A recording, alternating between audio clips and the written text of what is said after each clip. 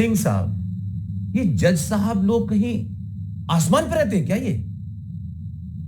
ये इनको दुनिया का पता नहीं है।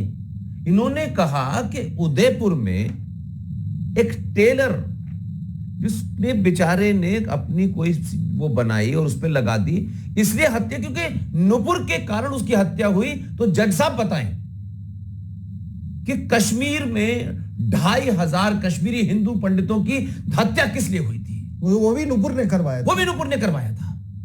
कमलेश तिवारी की हत्या किसने की थी? नुपुर ने करवाया था। इस देश का बंटवारा साला जो है वो किस पे हुआ था? नुपुर शर्मा ने करवाया था। नपुंसक सारी व्यवस्था इस देश की। जो आपको माने उसको साले को जमीन में दबा दीजिए, और जो तलवार लेके खड़ा हो तब आपके मुंह बंद हो जाता है। और पूछिए जज साहब से, अभी कर्नाटक हाई कोर्ट में एक हिजाब का मामला आया। आप कहते ना कोर्ट से कि हर मामला जो मुसलमानों का आएगा वो किताब से तय होगा, वहां तो किताब कंसल्ट की गई और यहां किताब नहीं कंसल्ट की गई। नुपुर के मामले में किताब बुलाई और किताब कंसल्ट कराई है। सर अभी नॉनसेंस। राजस्थान सरकार की एक टिप्पणी थी, आपने कन्हैया लाल के हत्या की जब बात की, तो जज साहब लोग को मैं बता दूं, मैं एक आंतरिक सुरक्षा का मैं एक स्टूडेंट हूं, मैं एक छात्र हूं, बड़े क्लोजली मॉनिटर करता हूं। राजस्थान की सरकार ने कहा ये जो हत्या हुई है ये पाकिस्तान स्थित दावत इस्लामी संगठन के द्वारा प्रायोजित है। ये जो भी घोष जिसका नाम था, जो मेन एक्यूज्ड है, वहां पे गया और वहां पर उसने प्रशिक्षण लिया। पहली बात, उसकी थोड़ी तस्वीर देख ले। क्या नुपुर शर्मा ने उसको भेजा था कराची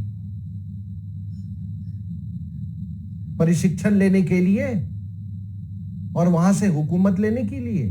ये इतने दिन से जो पाकिस्तान द्वारा प्रायोजित प्रॉक्सी वॉर जो हो रहा है हिंदुस्तान में, क्या ये नुपुर शर्मा ने करवाया? माननीय जज साहब, आपको एक बात बता दें हम कि अगर आप ये सोचते हैं, और या नहीं तो मुझे आप ज्ञान दे दें कि क्या पाकिस्तान का इस्लाम और हिंदुस्तान का इस्लाम अलग है? क्या पाकिस्तान में अलग कुरान चलती है और हिंदुस्तान में अलग कुरान चलती है? क्या पाकिस्तान के मदरसों में अलग चीजें पढ़ाई जाती हैं, हमारे यहां दूसरी चीजें पढ़ाई जाती हैं जो इस्लामिक कॉन्सेप्ट्स है? अगर पाकिस्तान में गजवाए हिंद जज साहब पढ़ाई जाती है तो क्या हमारे यहां गजवाए हिंद नहीं पढ़ाई जाती है?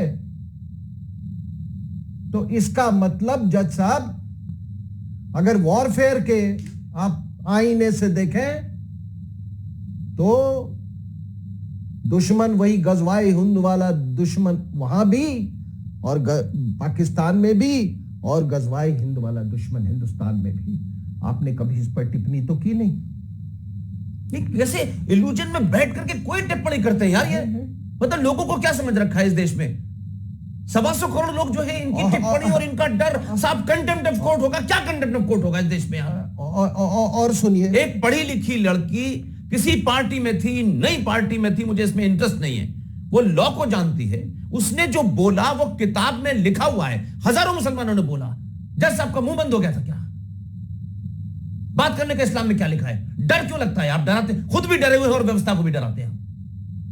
दूसरी बात जज साहब लोग को मैं बता दूं कि ये जो कह रहे हैं ना, ये दावते इस्लाम, पाकिस्तान में गए दावते इस्लाम, कहते हैं ये एक बरेलवी ऑर्गेनाइजेशन है। जज साहब, बरेलवी जो है वो बरेली से निकला है, और हमको ये भी मालूम है कि देवबंदियों और बरेलवियों में पाकिस्तान में हमेशा आपस में एक बहुत बड़ा कंपटीशन रहा है। पहले ये कंपटीशन था मस्जिदों और मदरसों पर नियंत्रण करने के लिए।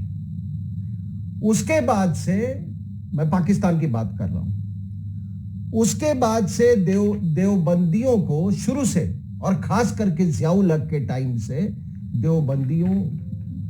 देवबंदियों और जो वहां की फौज जो थी उनमें गठजोड़ था।